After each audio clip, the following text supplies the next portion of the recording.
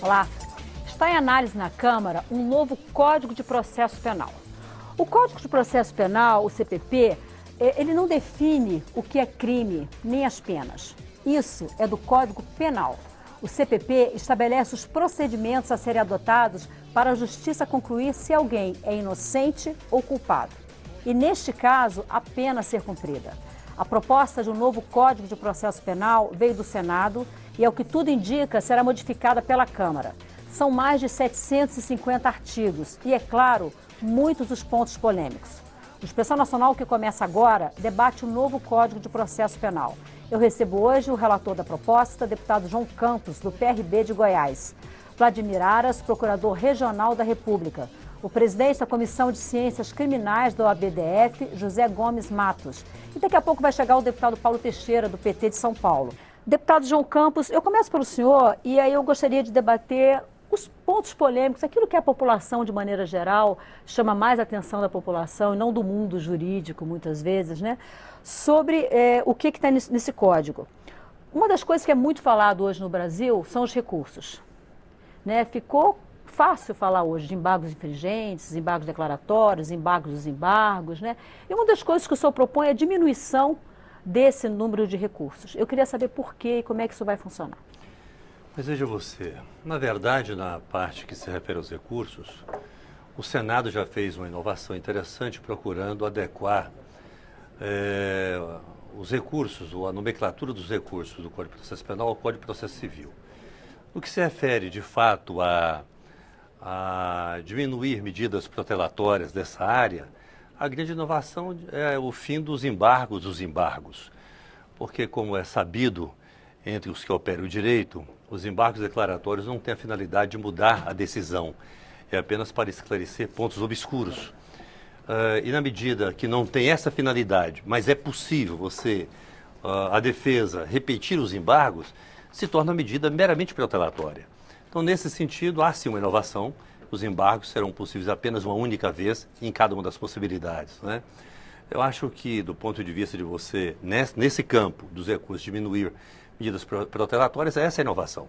No mais, apenas uma adequação ao modelo, ao sistema de recursos do Código de Processo Civil. Vamos ouvir o advogado, então, em relação à redução dos embargos. Qual é a sua opinião? Eu acho que quando se fala de redução de embargos, ou de limitação de embargos, tem-se por norte a celeridade do processo. Mas a nós quer parecer que não é a questão dos embargos que faz com que o processo demore bastante. É claro que nós somos até favoráveis a essa limitação, mas o que acontece é que muitas vezes esses recursos eles são utilizados de forma indevida e com, vamos dizer assim, a parcimônia do judiciário. E eu explico.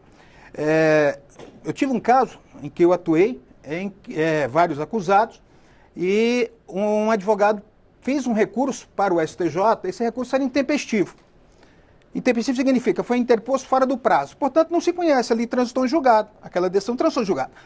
O advogado fez um recurso especial, foi inadmitido, fez agravo regimental, foi inadmitido, fez embargos declaratórios, embargos de divergência e depois recurso extraordinário. E, enquanto isso, o processo está correndo, quando, na verdade, transitou em julgado lá atrás. Então, o que acontece muito é que se faz um mau uso dos recursos. E quanto à questão da limitação dos embargos, em princípio, é uma medida boa. Mas, veja, eu já tive caso em que eu tive que interpor 3 embargos de declaração para que fosse corrigido um erro material. Então, o que acontece? Quando você tem uma questão, e até mesmo, vou dizer assim, uma questão de fato que não foi ali examinada, e que você precisa que se examine, você embarga de declaração, e o tribunal simplesmente rejeita os seus embargos, a defesa está até certo ponto comprometida. Por quê? Porque nos recursos subsequentes, que são em tese o recurso especial e o recurso extraordinário, não se pode reexaminar os fatos. Me diz uma coisa, lá fora, porque a gente tem que ter uma comparação com o que acontece lá fora. A gente pensando no direito penal lá fora, no processo penal lá fora. Essa quantidade de embargos acontece também lá fora, nos outros países, nos países, vamos dizer assim, nas democracias consolidadas? Olha, a quantidade de recursos eu não sei se é a mesma. Mas aqui, a nosso ver, os recursos não são muitos. o que acontece, eu repito, é que eles são mal utilizados. Veja o seguinte, só para entender. Se você tem uma condenação, você tem uma apelação. Julgada esta apelação, se for por unanimidade, só restam 2 recursos. Recurso especial para o STJ e recurso extraordinário para o Supremo Tribunal Federal. E aí, eu quero aproveitar esse gancho para dizer o seguinte. No Código de Processo Civil, você tinha também os embargos, chamados embargos de nulidade ou embargos infringentes. E isto foi suprimido com uma solução absolutamente inteligente. O que acontece? Você tem uma apelação para ser julgada por 3 pessoas, 3 embargadores. Se 2 votarem num sentido e 1 em outro sentido, o que você faz? Você chama mais 2 desembargadores, forma um quórum maior e aí agora você julga. Então você fez as vezes dos embargos infringentes, mas você não perdeu tempo com a publicação de acórdão, abrindo prazo para fazer o recurso para contra-razões, etc. Então você já resolve o problema ali. Então, como eu estava falando, você tem mais 2 recursos, o especial e o extraordinário. Se ele é inadmitido, sobra o agravo de instrumento, tanto para o STJ quanto para o Supremo. E aí vem uma questão importante, porque a maioria das vezes o recurso extraordinário não é cabível, porque você tem que ter violação à Constituição Federal. Mas se faz aquele recurso simplesmente por fazer. Aí você poderia criar um mecanismo para o julgador, entendendo que aquele recurso é manifestamente incabível, determinar o transjulgado ali. Seria uma solução. Mas não que tenha recurso demais. Porque aí depois, imagine que o recurso especial foi julgado. Então talvez a forma seja a forma não teria mais o que fazer dentro do STJ, a não ser embargo de divergência. Acabou. Deputado Paulo Teixeira, bem-vindo ao nosso programa. Obrigado. Deputado Paulo Teixeira, a gente está falando dos pontos polêmicos, né, que tem na proposta do novo CPP, né? Um dos pontos polêmicos é a proposta de regulamentação da prisão após condenação em segunda instância. E o PT anunciou, seu partido anunciou que se o deputado João Campos não retirar essa regulamentação do relatório, existe uma tendência do partido, da bancada, a obstruir a votação. É isso mesmo? E por quê? Eu quero cumprimentar todas e todos, agradecer o convite para participar desse programa.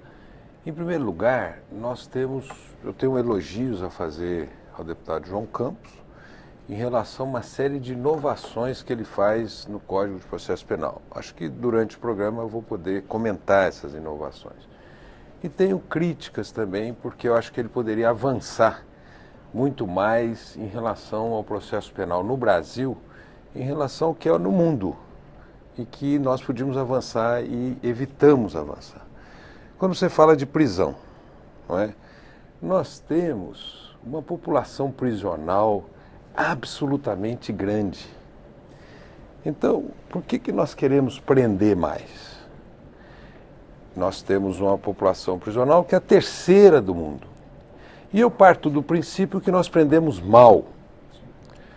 Nós não temos mais investigação criminal, há um sucateamento das polícias civis. Ainda uma boa polícia investigativa, que é a Polícia Federal, mas ela está atuando nos crimes contra a administração, não atua nos crimes mais corriqueiros, aqueles que mais preocupam a sociedade. Então, nós não temos mais investigação criminal. Então, quem prende? É a polícia ostensiva. E essa prende sem investigação. E nós estamos prendendo muita gente que não deveria ser presa. Que a polícia prende, o Ministério Público acusa e o juiz condena, sendo que essa pessoa é primária, não age com violência, não devia estar no sistema prisional. Porque vamos falar a verdade, quem controla o sistema prisional no Brasil é o crime organizado. O Estado não mais controla o sistema prisional no Brasil. Só do lado de fora. Do lado de dentro, quem controla são as organizações criminosas. Portanto, nós estamos levando gente para dentro dos presídios, que aí sim ele e a sua família, se integrarem em organizações criminosas. Portanto, ao querer discutir a prisão em segundo grau, é isso, é aprofundar a tragédia brasileira. Nós temos tribunais no Brasil que não obedecem às determinações do Supremo Tribunal Federal e do STJ. E os delegados, os promotores e os juízes não respeitam essas determinações e continuam prendendo. Então, por exemplo, é o caso da pessoa que é presa com envolvimento em droga e que o Supremo e o STJ dizem, não, essa pessoa deve responder em liberdade, só que o juiz prende, o promotor acusa e os tribunais continuam prendendo. Então nós vamos aprofundar essa tragédia brasileira enquanto outros países do mundo estão ressignificando as penas. O significado, por exemplo, da justiça restaurativa, em que o apenado sente que ele tem que reparar o ofendido e, portanto, ele vai dar um significado à pena da justiça restaurativa. Essa é uma crítica minha ao nosso querido... Essa não é crítica, é uma contribuição. É a contribuição, mas é a crítica que você não acolheu ainda. Mas posso acolher ainda. E então eu peço você no ar. Então, o que nós precisamos hoje? A Constituição é clara. O sistema brasileiro diz: a pessoa é inocente até o trânsito em julgado da sentença condenatória. Porque o sistema brasileiro é um sistema que, às vezes, o judiciário, em alguns estados brasileiros, ele é constituído por forças políticas oligárquicas, no primeiro e segundo grau. Então a pessoa vai ter, no STJ e no Supremo, a possibilidade de sair dessas forças políticas oligárquicas e ter um direito mais distante, mais imparcial. Portanto... O senhor diria que o cidadão comum, esse que o senhor citou, que está superlotando as cadeias brasileiras, que o cidadão comum ele tem acesso a essas instâncias claro, com por exemplo, facilidade? eu vou falar uma coisa para você. São Paulo, que é o estado que eu moro, que eu represento aqui. No estado de São Paulo, nem os juízes de primeiro grau, salvo exceções, e desembargadores, salvo exceções, respeitam a súmula do STJ e do Supremo em relação ao chamado tráfico privilegiado. Aonde a Defensoria Pública de São Paulo, na defesa dos mais pobres, ela consegue libertar aquelas pessoas no STJ e no Supremo. Portanto, é um equívoco, e é um equívoco porque esse discurso, ele vem como um sofisma. Por que ele vem como sofisma? Ele está dizendo o seguinte: os pobres vão para a cadeia, agora vamos botar os ricos. Tem duas mentiras nisso. A primeira mentira é que não discute a pena injusta que é dada aos pobres.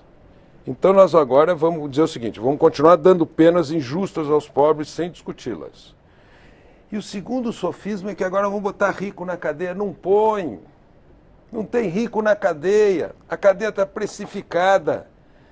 O rico delata e paga. Então ele sai da cadeia. Então é um sofisma. Ele passa alguns dias ali. Ele passa alguns dias. Portanto, é, na minha opinião, um equívoco afirmar essa tese que, na minha opinião, é um retrocesso que o Supremo promoveu. É o diálogo do Supremo com a barbárie, não com a civilização, porque o mundo civilizado discute justiça restaurativa, penas alternativas, medidas cautelares, e nós temos um raciocínio, digamos assim, um pendor carcerário. Vamos ouvir o Ministério Público? Encarcerador. É isso que está prevalecendo nas instituições de justiça no Brasil. Procurador Regional Vladimir Aras, eu gostaria de ouvi-lo em relação a esses dois pontos que nós começamos o debate. A questão da redução do número de recursos, né, os famosos embargos e desembargos, inclusive a sugestão apresentada pelo advogado de que talvez, se eu entendi certo, talvez a questão não seja tanto na redução do número de recursos, mas na forma de tratar esses recursos. E a questão da prisão após condenação em segunda instância. Muito bem, boa noite a todos, boa noite, deputados e colega debatedor. Na verdade, a necessidade de um Código de Processo Penal novo é evidente. Nós estamos diante de um código que é dos anos 40, feito com a cultura dos anos 30. Muito do que o deputado Paulo Teixeira acabou de dizer se reflete numa cultura que foi consolidada ao longo desses 70 anos, uma cultura de algum modo repressiva, equivocada, mas que de algum modo também responde às necessidades da sociedade na luta contra a criminalidade, especialmente a violenta. Nós não podemos discordar, por exemplo, da necessidade de enfrentamento desse tema quando a ação de métodos como a justiça restaurativa, que é um método extremamente avançado, adotado em outros países. Então a sugestão que foi feita pelo deputado Paulo Teixeira e o deputado João Campos também seria minha. É um dos tópicos que eu anotei, porque é extremamente importante que nós tenhamos saídas alternativas ao processo penal tradicional. E outra dessas saídas alternativas é também o sistema de acordos penais, não só os acordos que beneficiam os ricos, mas acordos para todos, que possam evitar que o indivíduo vá para a cadeia, aquele indivíduo que não deva ir para a cadeia. E nesse contexto todo, quando nós falamos dos recursos, é preciso lembrar que para o cidadão comum, o crime acontece e ele não vê a justiça chegar. Então, em todo o Brasil, em todos os lugares do Brasil, o cidadão se ressente da necessidade, sente a necessidade de que a justiça realmente funcione. Existe uma estimativa de que 40% dos presos estão presos sem terem sido julgados ainda? Essa é uma estatística bastante interessante e curiosa, porque é preciso que a gente parta de um pressuposto de o que é um preso sem julgamento. Existe uma expressão em inglês que é pre-trial detention, que se aplica a presos provisórios que efetivamente nunca foram julgados nem em primeira instância. Então, esse é um critério que seria universalmente aceito. Quando nós vemos as estatísticas brasileiras, não é este o parâmetro que é utilizado.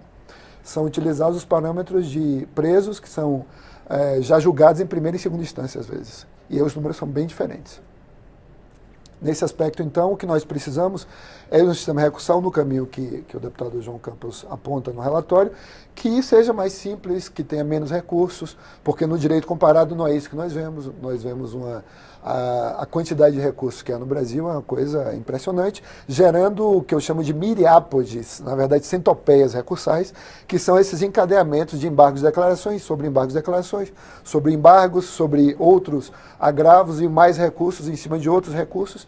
E no final das contas nós temos uma linha infinda de recursos que retarda o dia da justiça. E para o cidadão que está em casa, para o cidadão que está nas ruas do Brasil e que precisa viver sua vida com tranquilidade, isso significa enxergar uma ineficiência absoluta do sistema penal. Uma ineficiência gritante do sistema de justiça criminal que se reflete no temor de ter os seus parentes, seus familiares mortos, policiais mortos, né? No Brasil, no Rio de Janeiro, esses números são impressionantes. Então, os números da violência reclamam uma maior eficiência do sistema processual penal e não só, de novo aqui voltando para o que dizia o deputado Paulo Teixeira, uma reforma que atinja também a execução penal e o Código Penal, né? Porque muitos dos tópicos que Vossa Excelência apontou aqui são tópicos relacionados não necessariamente ao processo penal, mas muito vinculados à legislação penal brasileira que tem as suas deficiências, tem penas para quem não deveria ser preso, mas por outro lado também tem soluções que não são as adequadas para o nível de delinquência que nós vivemos. E a segunda instância? E quanto à segunda instância, eu tenho uma posição já bastante consolidada, ao meu ver, que é uma posição que é anterior a essa discussão que o Supremo travou recentemente, que é de que nós não podemos confundir a presunção de inocência com esses recursos infindos, né? A justiça tem que chegar a um fim. Deve haver esse momento em que a discussão se encerra, e esse momento, de acordo de novo com o direito comparado, é um momento em que os recursos ordinários se encerram. Quais são os recursos ordinários? Os recursos que são julgados nas instâncias, na primeira e segunda instância, quando depois nós não temos condições mais de reavaliar a prova nas instâncias extraordinárias ou na instância especial do STJ. Não existe mais discussão de culpa a partir daí? Basicamente não. Me permita só uma consideração quanto a esse ponto? Eu também. Aliás, pegando o gancho aí, deputado, vamos me colocando de acordo com o que o senhor acabou de dizer aí, nós prendemos realmente muito mal e investigamos muito mal. Só para lhe dar um dado, nós tivemos um seminário aqui no Tribunal de Justiça do Distrito Federal e um colega lá, que veio do Ministério Público, nos deu a seguinte informação, que aqui em Brasília, que você pode dizer que é uma ilha de excelência, em relação ao crime de homicídio, que é um crime gravíssimo, a polícia consegue apurar 8%. Né? E como você imagina os outros crimes. Né? Mas nós temos uma estatística do estado de Rondônia, um delegado que consegue apurar mais de 70%, talvez 80%. Mas ele é o fora da média. É fora da média. Não é um delegado. Em Goiás, a média é 60%. Pois é. Então, o índice de apuração dos crimes realmente é muito baixo. Estou falando de homicídio. E em relação a essa questão de segundo grau, eu gostaria de só colocar uma questão aqui para a gente poder pensar. O Tribunal de Justiça julgou, mas, não vou dizer normalmente, mas em grandes vezes o tribunal julga mal. Por exemplo, pega um determinado crime e rotula de peculato. e o STJ chega e diz, não, isso não é peculato, isso é apropriação indébita, onde a pena é significativamente inferior e aquele sujeito que estava condenado num regime, vamos dizer, fechado, passa para um regime aberto, ou semiaberto. Mas aí se você executou a pena antecipadamente, essa pessoa vai ser presa no regime fechado e depois quem é que vai, vamos dizer... Mas existe uma estatística também que isso não chega nem a 0,3%. Pois é, mas ainda que chegasse a Segundo o 0,1, ministro eu acho que não Barroso justificaria. apresentou Chegasse a uma 0,1, acho que Aquela não justificaria. estatística do ministro Barroso dá licença, né? Porque aquela estatística dele, ele pega o conjunto, ele não pega as questões relacionadas aos habeas corpus que são promovidos aqui naquela corte e a sua relação com os fatos. Agora, o fato é que eu não posso comparar esse tema ao direito de outros países. Eu tenho que dizer isso em relação à nossa Constituição. E a prisão em segundo grau na nossa Constituição é inconstitucional. A Constituição é clara, ela é contra a Constituição. Por isso que me amedronta o Supremo Tribunal Federal decidir como tem decidido essa questão. Na minha opinião, ele deixa de proteger a Constituição, porque a Constituição é clara. A Constituição, ela é literal. E nesse sentido, eu acho que a gente conquistou no CPP atual essa mesma literalidade que eu não abriria a mão. Por isso que nós, aí não é um problema do PT. Eu acho que essa questão na Câmara Federal não passa. Não passa a prisão em segundo grau na Câmara Federal. Ainda que o relator possa insistir nessa matéria, na minha opinião, ele não terá números na Câmara Federal para aprová-la. Deputado Eu penso João que em relação a essa matéria, embora o deputado Paulo Teixeira já tenha colocado um outro argumento diferente do anterior, onde ele fez a introdução que o Brasil precisa acompanhar a evolução de países desenvolvidos, eu acho que nessa matéria o Brasil está acompanhando os países desenvolvidos, não é? Onde é que você vai encontrar no mundo 4 instâncias só para depois disso, do trânsito em julgado, efetivar a prisão, a execução da pena, daí por diante. Mas o deputado Paulo traz um outro argumento agora, diferente daquele, que nesse caso não é acompanhar os outros países, é respeitar a literalidade da Constituição. Todavia, o Supremo, não apenas nesse caso, mas em vários outros, tem buscado fazer uma interpretação da Constituição, mesmo quando a regra é clara, entendendo que nenhum princípio é direito absoluto. E aí faz uma ponderação em relação a outros princípios, outros direitos fundamentais, para poder, em cima ao compreender esse conjunto de princípios e direitos fundamentais, dizer então o que significa aquilo no texto constitucional. E certamente para isso levou em conta a razoável duração do processo, a segurança jurídica, o direito que o cidadão e a coletividade têm à segurança pública, um conjunto de outros princípios para chegar a esse entendimento. E nesse ponto eu concordo com o Supremo. E aí estou apenas tentando trazer para o Código aquilo que é o entendimento do Supremo e que é de natureza processual penal.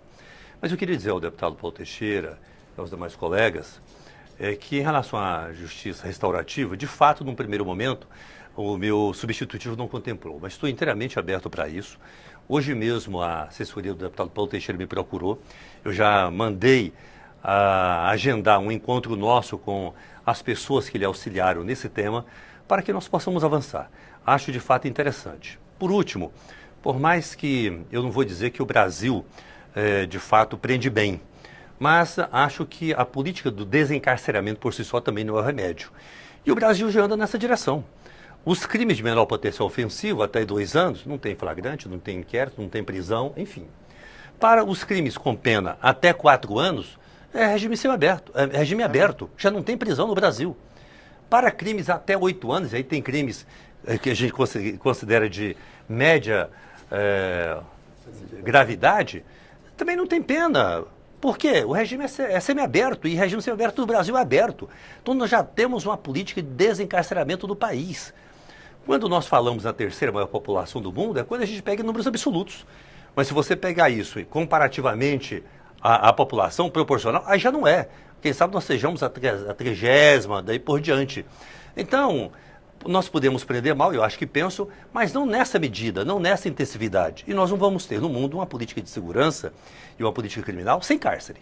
Eu preciso fazer um intervalo. Eu quero esclarecer, o deputado Paulo Teixeira foi um dos 5 subrelatores que trabalharam junto com o deputado João Campos nesse relatório global. Por isso que eles estão falando que o pessoal que o assessorou e tal, em relação a essa questão.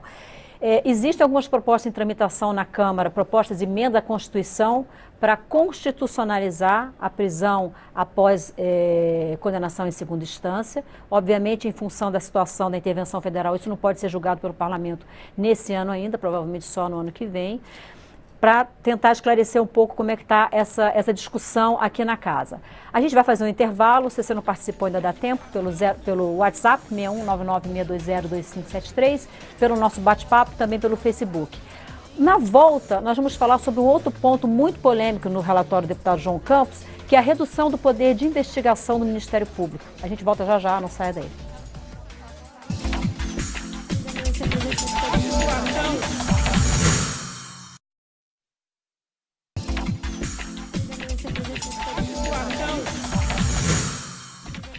A Associação Nacional está de volta. Hoje estamos debatendo um novo Código de Processo Penal. E eu começo esse bloco com o Procurador Regional da República, Vladimir Aras. Doutor Vladimir, uma das coisas que foi muito reclamado pelo Zé Robalinho, presidente da Associação Nacional dos Procuradores da República, é que o relatório do deputado João Campos traz limitações ao poder de investigação do Ministério Público. Eu gostaria de saber o que o senhor pode falar, o que o senhor avalia e trouxesse um caso concreto. O que isso prejudicaria o trabalho do Ministério Público? Essa é, de fato, a maior crítica que a maior parte dos procuradores e promotores tem em relação a essa proposta. Especificamente porque ela retoma uma discussão que já foi ultrapassada, já foi vencida em 2013, pela derrota aqui na Câmara da PEC 37, no Parlamento Brasileiro, da PEC 37. Que era a proposta de emenda constitucional que procurava justamente restringir o poder de investigação do Ministério Público. Que, inclusive, era um dos objetos tratados naquelas grandes manifestações de 2013. Exatamente. A população brasileira se mobilizou por, entre outros assuntos, e logo depois houve a rejeição dessa proposta de emenda constitucional. E, em seguida, em 2015, o Supremo Tribunal Federal, por uma expressiva votação, somando os votos favoráveis, são 10 votos em prol do poder investigatório do Ministério Público, isso se consolidou também no Supremo Tribunal Federal. E mais do que isso já antes dessas decisões, isso já vinha acontecendo maciçamente no Brasil, em várias instâncias, em várias instituições do Ministério Público dos Estados, do Ministério Público Federal, e, sobretudo, depois de 2014, a partir de março de 2014, quando estourou essa grande investigação, o caso Lava Jato, que se mostrou a importância da coordenação da investigação entre a Polícia Federal e o Ministério Público Federal, cada um investigando ao seu modo ou conjuntamente nas forças-tarefas, isso se mostrou favorável. Mas o relatório também ele regulamenta as forças-tarefas. Mas tem um artigo ali que tem uma restrição que torna subsidiária a investigação do Ministério Público, e isso seria uma forma que nós entendemos que não seria adequada de enfrentar o problema da criminalidade, na medida em que muitas vezes a investigação do Ministério Público ela supre algumas deficiências da polícia e vice-versa, né? E esta possibilidade do Ministério Público investigar, sobretudo nesse nicho de criminalidade mais complexa, ela tem sido muito proveitosa para o Estado Democrático e de Direito no Brasil. Essa discussão no Supremo que o senhor mencionou, ela foi concluída ou ela foi concluída? Na verdade, existe ainda um embargo de declaração, né? Mas o limite do famoso embargo, o limite desses embargos é bastante restrito. Então, o sentido do julgado, que já se estabilizou a partir de 2015, é no sentido da possibilidade de investigação do Ministério Público, e isso que vem sendo feito. Isso serve um exemplo geral para todos, é o caso Lava Jato, em que nós temos tanto a investigação da Polícia Federal, quanto temos a investigação do Ministério Público Federal e, em certos momentos, a articulação dessas duas instituições. E esse modelo ele se espalha em vários outros segmentos desse tipo de criminalidade econômica, criminalidade organizada também, no país inteiro. Então, a restrição ao Ministério Público, a investigação do Ministério Público, redundaria em quê? Redundaria em mais impunidade, em mais prejuízo para esse cidadão que espera que a justiça chegue, e para que a justiça chegue, a investigação tem que ser concluída também. Doutor José Gomes de Matos, qual a sua opinião em relação a essa questão da limitação do poder de investigação do Ministério Público? Olha, eu tenho uma certa preocupação quanto a isto, ainda que o Supremo já tenha desse dito. Isso é mais ou menos assim, você tem uma empregada e você imagina que ela cometeu um furto, e você mesmo investiga e depois você denuncia. Né? Então, mais ou menos isso. Por que empregada? Por que não o patrão? Pode ser também o patrão, mas quem que vai investigar o patrão? A empregada que vai fazer o inquérito contra o patrão seria difícil, né? Mas o patrão fazer contra a empregada é muito fácil.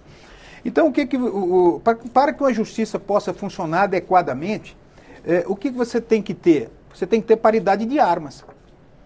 Então, possa até se admitir que o Ministério Público investigue, mas que você também tenha que dar elementos para que a defesa possa fazer, vamos dizer, uma contraposição a isto. O deputado contempla isso, a investigação defensiva. Né, pois exatamente, isso que eu estou falando. Então você tem que ter vamos dizer, esse contraponto, né? Porque você não pode deixar simplesmente o Ministério Público investiga a seu bel prazer e depois ele mesmo denuncia, quando a defesa não participou de nada dos atos anteriores e vai participar só na fase processual. Mas em relação à parceria, vamos dizer assim, Ministério Público, Polícia Federal, essa relação entre as duas instituições, o senhor acha que o Ministério Público deve entrar só subsidiariamente ao trabalho da Polícia Federal? Aí é aquele caso, se eu entendo que o Ministério Público pode investigar, não teria problema nenhum, né, atuar em conjunto. Se eu entendo que o Ministério Público não poderia investigar, ele seria apenas fiscal, né, da atuação policial. Deputado João Campos, o que o senhor diz em relação a isso, essa mudança no poder de investigação do Ministério Público proposto no seu relatório? Eu penso que nós temos duas situações, e uma delas eu penso que é a inteira concordância do Ministério Público. A outra, que está sendo colocada aqui, é que há o ponto de divergência. A investigação criminal feita pelo Ministério Público não está regulamentada em nenhuma norma, em nenhuma lei. E precisa ser, já que o Supremo Tribunal Federal entendeu, por unanimidade, que o Ministério Público também pode realizar a investigação criminal. E nesse ponto acho que há concordância de regulamentar, estabelecer prazos, controle judicial, controle da sociedade, todas as regras que se aplicam à investigação policial. Acho que nesse ponto há convergência. O ponto de discordância é porque, embora o Supremo tenha decidido à unanimidade que o MP também pode realizar a investigação criminal, porque a investigação de improbidade, isso nunca foi questionado. E é bom que a gente diga, porque às vezes o cidadão confunde isso, não é? Mas 7 dos ministros disseram que pode, com limitações. E há um embargo declaratório para ser julgado, para ver se o acórdão explicita isso melhor. Quais seriam essas limitações, é isso? Sim. E eu tive no Supremo já cobrando de alguns ministros que julgassem logo esses embargos para ficar de vez consolidado isso. Embora não tenha sido julgado, mas 7 votos exprimem isso, expressam isso. Tentei traduzir, portanto, a média desses votos nesse texto que está no meu substitutivo. Todavia, eu não sou dono da verdade, estou apenas tentando trazer aquilo que está no voto de 7 ministros. Mas desde o primeiro momento, disse que estou aberto para colaborações, para aperfeiçoar esse texto, daí por diante. Porque eu mesmo estou convencido, não, eu mesmo sou testemunha de que o Supremo decidiu isso à unanimidade, não sabe? Então, do ponto de vista de que o Ministério Público também pode investigar, é consenso. O Supremo já decidiu. As limitações é que acho que está em jogo. Né? Quais são as limitações que esses votos expressam?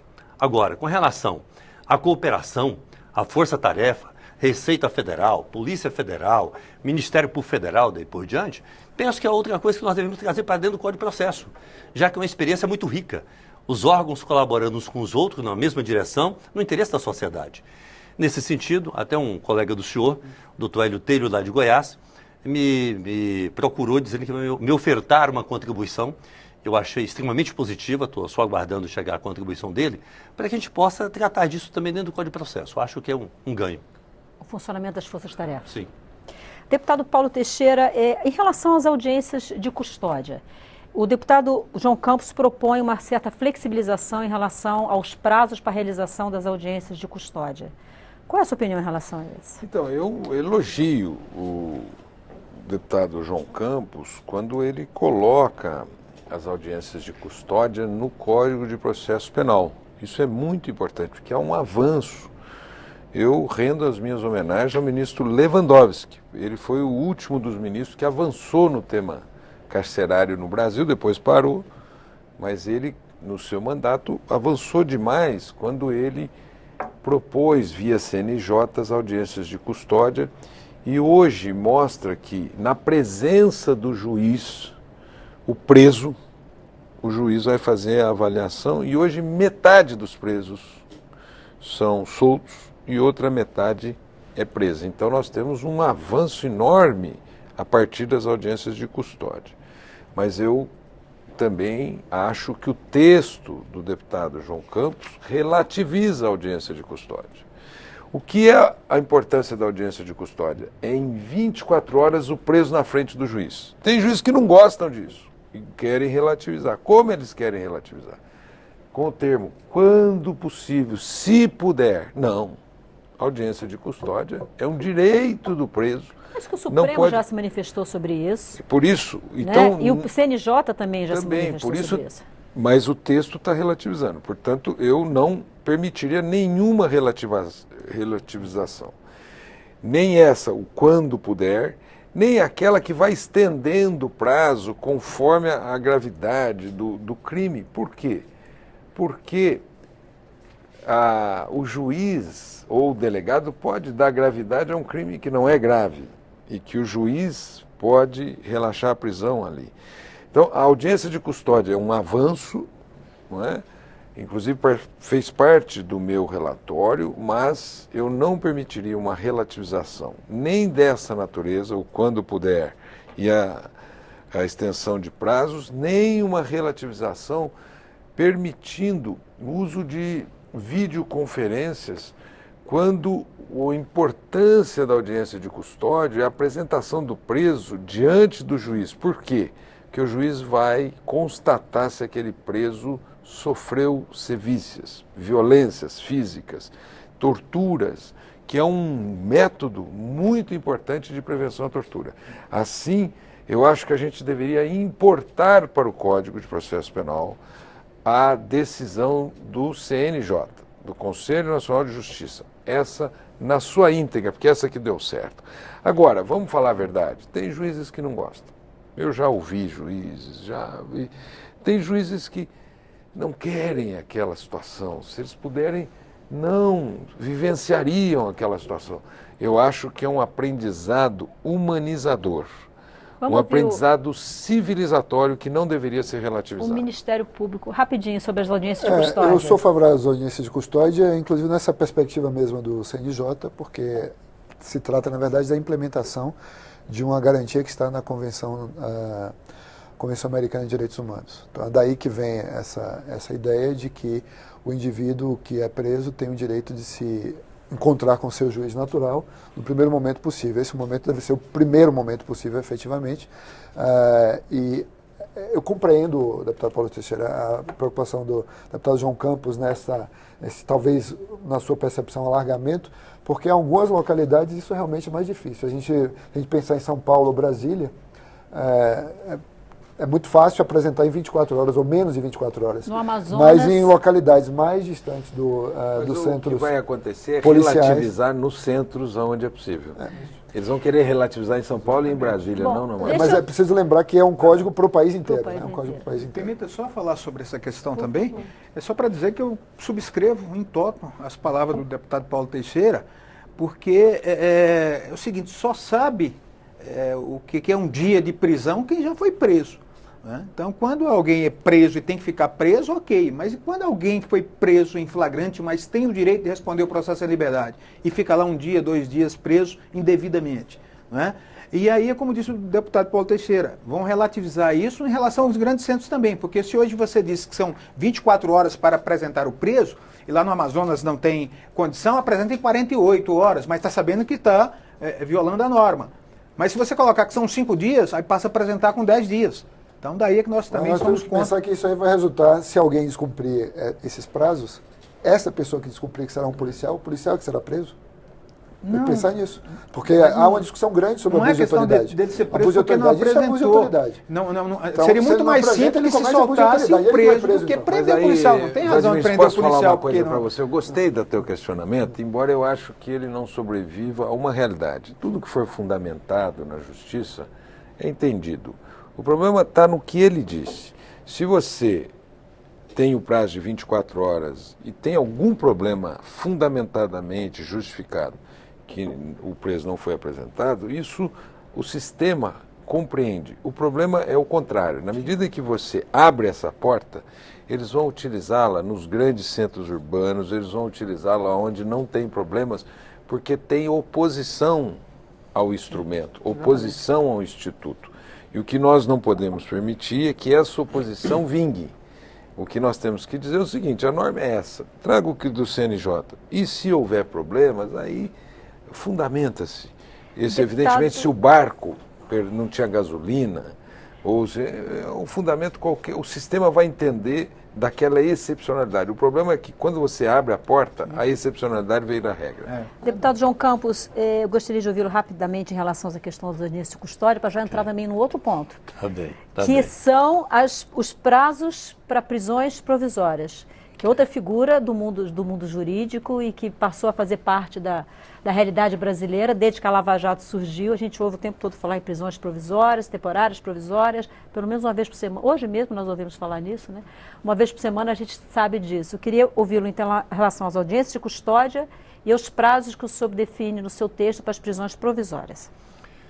Veja, o que eu estou propondo é que, respeitando a realidade brasileira, que em qualquer circunstância a audiência de custódia seja garantida.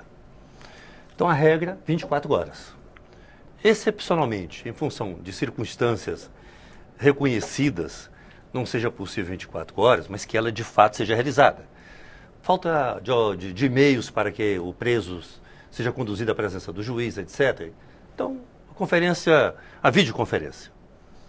Isso também não se viabilizou por falta de tecnologia naquele momento, naquela região, enfim. Então que se alargue o prazo, mas que em qualquer das hipóteses ela seja realizada. O senhor prevê alargar até 72 horas. Até 72 horas. E aí, com relação à videoconferência, o TRF4, por exemplo, no que se refere a Santa Catarina, dividiu Santa Catarina por micro-regiões para estabelecer competências na área criminal. E nessas varas que têm competência criminal em Santa Catarina por região, toda a instrução é para acontecer por videoconferência. Vai virar regra. E por que não a gente adotar, ainda que excepcionalmente, nesse caso, para poder garantir a audiência de custódia?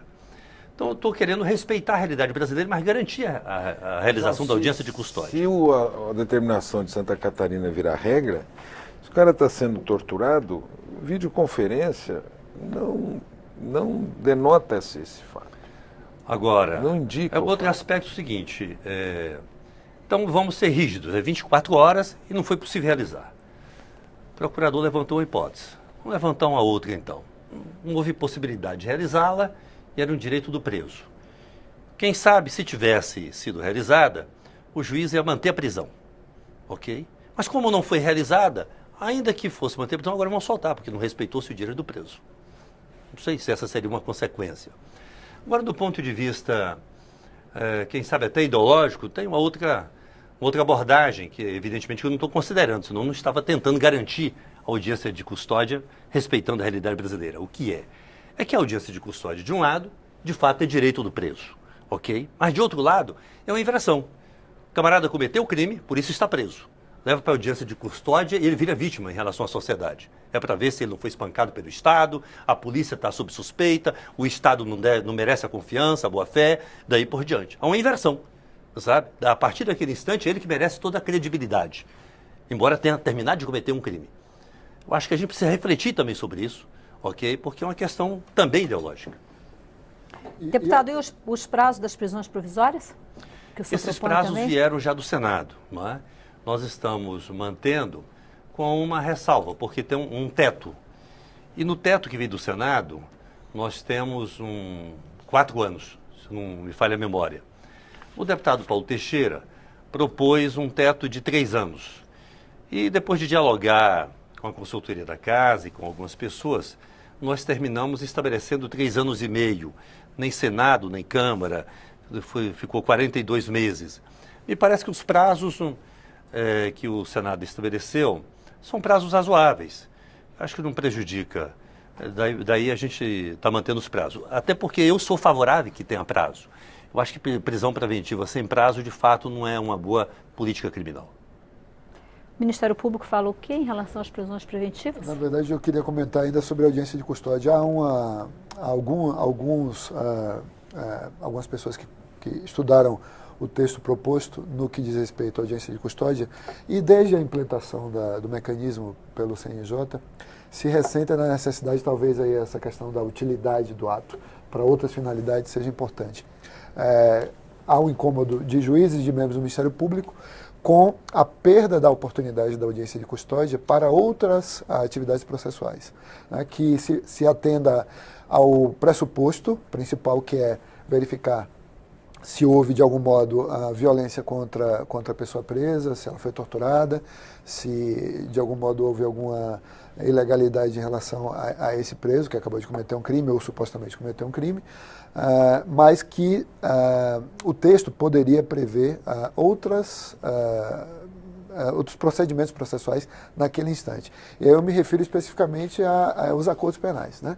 Aquele primeiro momento ali já pode ser aproveitado, quem sabe, para esse diálogo num procedimento que seria mais sumário ainda do que o sumário que já está no texto, o que levaria uma aceleração do procedimento sem prejuízo da ampla defesa, porque aí, evidentemente, haveria uma dilatação maior desse momento da audiência, para que a defesa pudesse dialogar com o seu representado, e aí então o juiz já decidiria ali se é o caso de resolver a questão definitivamente na própria audiência de custódia, não levando o processo adiante. Ou justiça restaurativa, pode também, ser uma porta de entrada para a justiça também. restaurativa. Acho interessante até porque, no conjunto de propostas hoje apresentada pelo ministro Alexandre de Moraes ao presidente da Casa, tem essa medida, por exemplo, essa possibilidade do acordo para não persecução penal. Exatamente. Aí ali mesmo já se resolver. É um tema que chegou hoje na Casa, mas que eu quero analisar e ver a possibilidade de incorporar. Perfeito. Em relação aos prazos das aos prazos, prisões eu provisórias? acho que esse tema realmente precisa de uma avaliação bem criteriosa aqui do Parlamento. E efetivamente isso remete à discussão inicial, né? Nós não podemos ter um processo que se prolongue, né? Uma investigação que se prolongue e que não tenha fim. Ela precisa ter fim porque existe um direito fundamental à razoável duração do processo. Esse direito está nas Convenções Internacionais de Direitos Humanos, está na nossa Constituição, e esse direito deve repercutir em proveito do investigado, do réu, do condenado e, evidentemente, também em proveito da sociedade. As coisas têm que ter fim. O nosso prazo está quase se esgotando. Eu gostaria de ouvir o Dr. José Gomes Matos em relação ao ponto. O Código de Processo Penal, que está sendo revisto agora, ele é de 1941, como já foi comentado aqui. E o Código Penal, ele é de 40. Eu queria saber em que medida é eficaz se rever um Código de Processo Penal de 41, mantendo-se um Código Penal de 40. Mas veja o seguinte, o Código Penal ele já sofreu várias atualizações. O de processo penal também. Também, tá certo? O correto seria fazer também um novo Código Penal.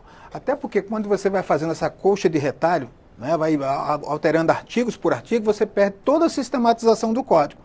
E você perde essa sistematização ao ponto de ferir o princípio da proporcionalidade. Você veja o seguinte, hoje um crime de estupro, você tem uma pena altíssima, ainda que seja, como se chama assim, violência presumida, tá certo? Que o Código não utiliza mais essa expressão, mas, vamos dizer, o estupro de vulnerável, que você não precisa ter penetração, não precisa ter nada, você tem uma pena altíssima comparada com o homicídio. Então, isso decorre de quê? Dessas alterações pontuais. Então, precisaria também fazer uma alteração no Código Penal mais sistemática, não é como um todo. E aqui só aproveitando a oportunidade rapidamente para falar sobre os prazos das prisões processuais, obviamente que tem que ter um prazo, mas a nosso sentir, 3 anos e meio é muito, porque é difícil a gente admitir que uma pessoa fique presa preventivamente, sem culpa formada, durante 3 anos e meio. Né? Mas dependendo da natureza do crime que está sendo investigado, talvez, não sei, eu estou perguntando. Mas 3 anos e meio para você ter alguém presa preventivamente sem culpa formada, a nosso sentir é muito tempo. Né? Os tribunais estão cheios de decisões dizendo que a prisão preventiva não pode ser longa sob pena de se tornar ilegal. E nós tivemos um caso concreto em que a pessoa estava presa há 2 anos, preventivamente. E naquele caso especificamente, o tribunal examinou aquilo como sendo uma exceção, que a prisão realmente estava muito longa, 2 anos. E naquele caso especificamente manteve, né, utilizando o princípio da razoabilidade. Mas 3 anos e meio, nosso sentir, é muito tempo. Deputado Paulo Teixeira, o senhor que foi um dos relatores, dos subrelatores dessa proposta, como é que o senhor avalia você fazer a revisão do Código de Processo Penal de 41 e a revisão do Código Penal ainda está em discussão lá no Senado? Olha, eu acho que é bom fazer a revisão do Código de Processo, né? E depois nós temos que fazer a revisão do Código Penal. Porque o que nós pretendemos no Brasil? Nós temos que ter uma meta, garantir segurança às pessoas e prender aquelas pessoas que representem perigo para a sociedade. Nós estamos fazendo o contrário. Nós estamos prendendo quem não representa perigo, não é?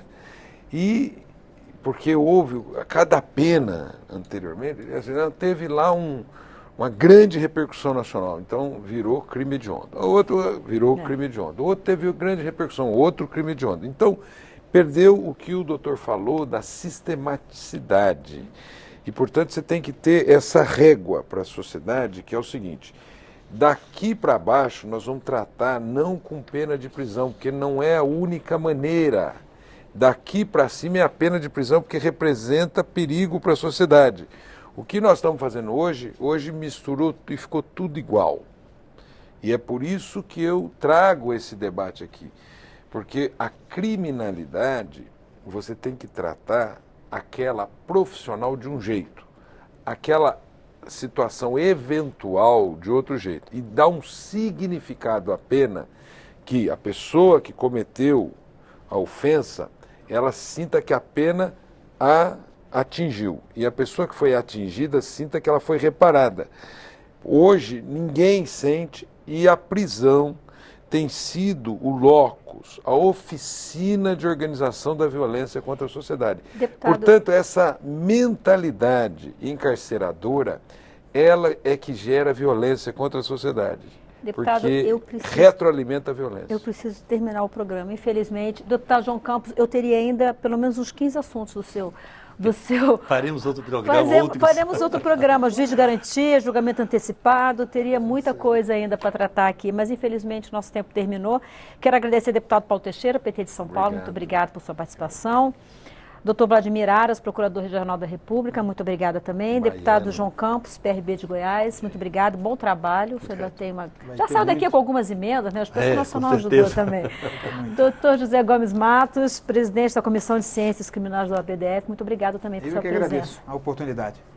Você de casa que nos acompanhou, muito grata por sua audiência. No próximo programa, nós vamos falar de violência no trânsito.